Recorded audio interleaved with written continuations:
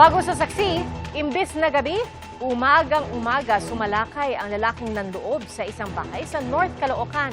Tinangay po ng suspect ang gadget na nasa 26,000 pisong halaga at iba pang gamit. Saksi, si Jamie Santos, exclusive. Isang lalaki ang biglang sumulpot sa harapang bahagi ng bahay na ito sa North Caloocan. Huminto pa siya malapit sa mga sapatos na nasa tabi ng main door. Maya-maya, lumipat siya sa may garahe at sumilip sa mga bintana habang naghahanap ng iba pang mahahalagang gamit.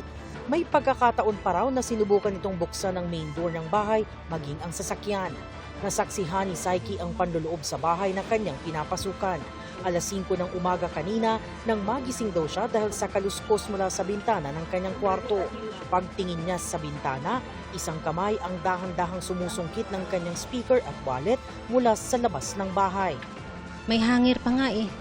Ginanon niya yung bag ko. So doon siya sa may area ng kwarto niyo na yun yung nakaya niyang buksan? Yun, oo. Ano po ba yung walang screen or May screen, ma'am. Hindi, kasi ito, parang ganito, ma'am. Yan, yung screen, ginanon niya lang yun. Tapos, nakita niya yung bag. Ginanon niya, sinungkit. Yung speaker, katabi ng bag yun. Talabang, kitang-kita ko yung kamay na ginanon niya. Nang mapasigaw siya, agad na tumakas ang salarin. Tumalon umano ito sa pader ng kanilang compound patungo sa isang bakanteng lote na may daanan papuntang highway. Kasunod nito ay nireview nila ang CCTV footage at doon nila nalamang halos 30 minutong nagpaikot-ikot sa loob ng kanilang bakuran ng salarin. Buti na lang double lock talaga yung mga pintuan namin. So, tinangka niya pa yung mga screen na gaganunin niya. Hindi siya talaga makapasok. So, ang ginawa niya, naghano siya doon ng mga sapatos, namili siya.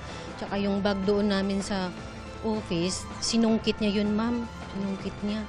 Tapos talagang nakuha yung dalawang bag. Iniwan niya rin dyan sa labas. Siguro, nung nagising ako, nagpanig siya. Umikot siya sa kwarto ko eh. Magpanig siya, kaya hindi niya nabitbit lahat. Ayon pa kay Saiki, may dalang patalim ang salarin. Ang lakas naman ng loob noon, maliwanag na. Bakit ginawa niya pa yun? Tsaka, naiyak na lang talaga ako. Ayon kay Saiki, nasa 26,000 piso ang halaga ng speaker na tinangay ng suspect. Bukod pa yan sa wallet na may pera at sapatos na may mamahaling brand. Agad nilang inireport ang insidente sa barangay at pulis. Ayon sa pamunuan ng Barangay 179, hinabol pa ng mga tanod nila ang salarin pero hindi nila ito inabutan. Ang mas ikinababahala nila, sunod-sunod ang insidente ng panloloob na naitala sa kanilang lugar ngayong buwan. Ayon sa barangay, tila nagbago na rin ang diskarte ng mga magnanakaw. Kung dati ay sa kalaliman ng gabi kumikilos, ngayon ay halos mag-uumaga na kung umatake ang mga ito. Yung nakikita namin sa CCTV, ngayon hindi naman taga rito, mga dayo, parang mga palos sila, nakahubad pa pag umaakyat. Dahil dito, pinalawig na rin ng barangay ang kanilang pagbabantay. Hindi na lamang sa gabi umiikot ang mga tanod kundi hanggang madaling araw at umaga. Ako si Jamie Santos, ang inyong saksi.